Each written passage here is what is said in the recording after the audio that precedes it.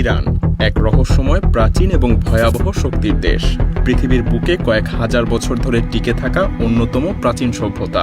আজ থেকে প্রায় ৫০০ বছর আগেও এই দেশটা বিশ্বের মানচিত্রে ছিল, একই সীমান্ত, একই পাহাড় এবং একই মরুভূমি নিয়ে। অথচ এই শতাব্দীগুলোতে একের পর এক সুপার পাওয়ার তাদের সর্বশক্তি দিয়ে চেষ্টা করেছে ইরানকে দখল করতে। কিন্তু ইরান ছিল অদম্য, অজেয়, এক লৌহবেষ্টিত দুর্গের মতো, যার দরজা ভাঙতে ব্যর্থ হয়েছে বিশ্বের পরাক্রমশালী সাম্রাজ্যগুলো। রোমান সাম্রাজ্য থেকে শুরু করে আরব, মঙ্গল, তুর্কি, রুশ, এমনকি ব্রিটেন সবাই ইরানকে পদানত করতে এসেছিল, কিন্তু কেউই পুরোপুরিভাবে সফল হতে পারেনি। ইরানকে ধ্বংস করতে আসলে কেন ইসরায়েল এবং আমেরিকার নিজেদেরই ধ্বংস হয়ে যাওয়ার চান্স আছে?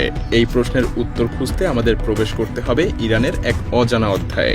সঙ্গে থাকুন, কারণ আপনার সামনে উন্মোচিত হতে চলেছে এক শিহরণ জাগানো অধ্যায়, যেখানে প্রতিটা ক্ষণে রহস্যের পর্দা ছিন্ন করে বেরিয়ে আসবে ইরানের ভয়ঙ্কর শক্তির রহস্যময় গোপন কাহিনী, যা হিম করবে আপনার রক্ত আর চোখের পলকে পাল্টে দেবে আপনার বাস্তবতার সব জানা সত্য।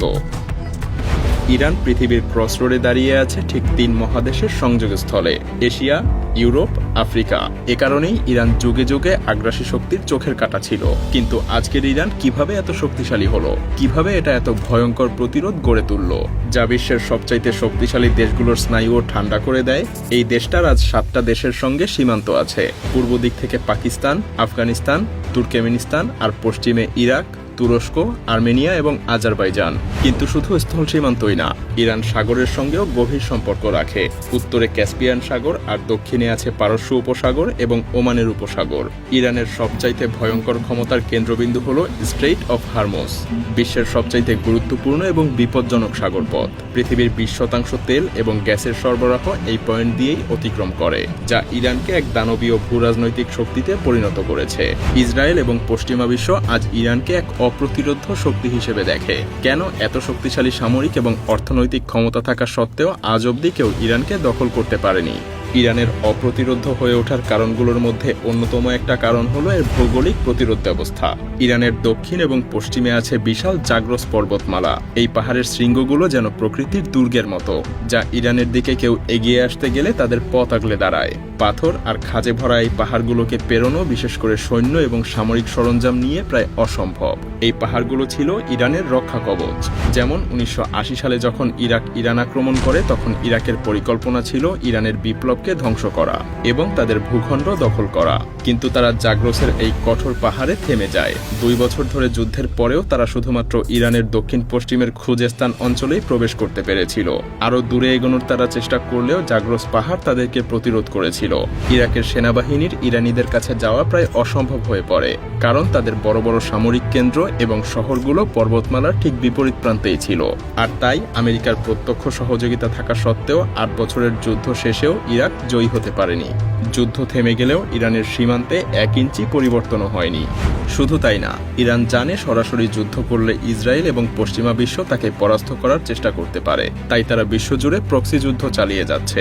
মধ্যপ্রাচ্যের বিভিন্ন দেশে ইরান তার মিত্রদের মাধ্যমে যুদ্ধ চালাচ্ছে, যেমন হিজবুল্লাহ লেবাননে, হামাস ফিলিস্তিনে, হুথি বিদ্রোহীরা ইয়েমেনে। তাছাড়া সিরিয়া আর ইরাক জুড়ে রয়েছে ইরানের বিভিন্ন প্রক্সি বাহিনী। এই সব গ্রুপই ইরানের কৌশলগত সুরক্ষার অংশ। তারা ইরানের শত্রুদের লক্ষ্যবস্তু করে আঘাত হানে। ইরান একটা নেটওয়ার্ক গড়ে তুলেছে, যাকে বলা হয় অ্যাক্সিস অফ রেজিস্ট্যান্স। এই নেটওয়ার্ক ইসরায়েল এবং আমেরিকার মতো দেশগুলোকে বারবার চ্যালেঞ্জ করে, যাতে তারা ইরানের বিরুদ্ধে কোনো রকম পদক্ষেপ নেওয়ার আগে শতবার ভাবে। তাছাড়া ইরানের এই সমস্ত প্রতিরক্ষা কৌশলের সবচাইতে ভয়ঙ্কর অস্ত্র হলো ইরানের ড্রোন এবং ক্ষেপণাস্ত্র প্রযুক্তি। ইরান এখন মধ্যপ্রাচ্যের সবচাইতে বড় এবং অত্যাধুনিক ব্যালিস্টিক মিসাইলের মালিক। তাদের ক্ষেপণাস্ত্রগুলো ২০০০ কিলোমিটার দূর পর্যন্ত আঘাত হানতে সক্ষম, যা পুরো মধ্যপ্রাচ্যকে ঘিরে রাখে। আর ইরানের এই ক্ষমতাগুলোই তাকে একটা ভয়ঙ্কর পরাশক্তিতে পরিণত করেছে। যেমনটা আমরা কিছুদিন আগেই দেখলাম যে ইরানের প্রায় ২০০-র বেশি ব্যালিস্টিক মিসাইল ইসরায়েলের অত্যাধুনিক প্রতিরক্ষা ব্যবস্থা আয়রন ডোমকে ফাঁকি দিয়ে ইসরায়েলের বিমান ঘাঁটিগুলোতে চরম আঘাত হেনেছে। তাছাড়া ইরানের ক্ষমতার রহস্য শুধুমাত্র তার ভৌগোলিক প্রাচীর, প্রাকৃতিক সম্পদ, প্রক্সি বাহিনী এবং নিজেদের সামরিক সক্ষমতার মধ্যেই সীমাবদ্ধ না, বরং তার আরও ভয়ঙ্কর একটা প্রতিরোধ ক্ষমতা আছে।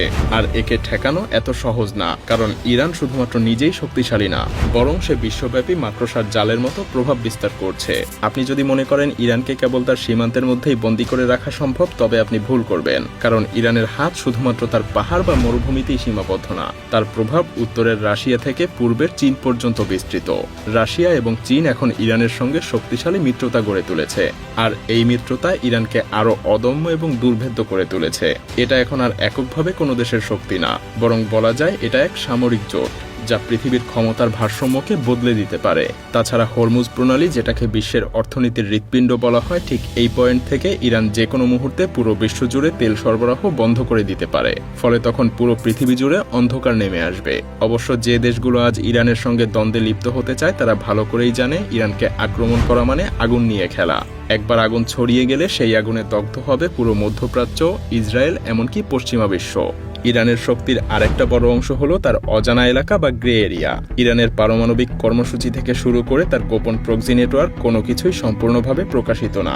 বিশ্ব জানে ইরান অন্ধকারের মধ্যে বসেই পরিকল্পনা করে। তার সামরিক এবং রাজনৈতিক কৌশলগুলো ধোঁয়াশাচ্ছন্ন। ঠিক কতটা বিপজ্জনক, কতটা শক্তিশালী, সেই প্রশ্নের উত্তর আজও পরিষ্কার না। আর এই অনিশ্চয়তাই ইরানকে আরও ভয়ঙ্কর করে তুলেছে। এখন প্রশ্ন হলো, ইরান কি শেষ পর্যন্ত অপরাজয়ই থেকে যাবে, অথবা ইসরায়েল এবং পশ্চিমা বিশ্ব কোনো না কোনোভাবে তাদেরকে দমিয়ে রাখতে সক্ষম হবে? ইরান কি তার আগুনের শক্তি দিয়ে ইসরায়েলকে এক জ্বলন্ত যুদ্ধক্ষেত্রে পরিণত করবে, নাকি তার ক্ষমতার মেঘে অন্ধকারে ডুবে যাবে? এসব প্রশ্নের উত্তর লুকিয়ে আছে ভবিষ্যতের অন্ধকারে। তবে এখন পর্যন্ত ইরান যে অবস্থানে আছে, এই অবস্থান যদি টিকিয়ে রাখতে পারে, তাহলে পৃথিবীর কোনো শক্তি নেই যে ইরানকে জয় করতে পারে, যেমনটা পৃথিবীর ইতিহাসে আগেও কখনো ঘটেনি।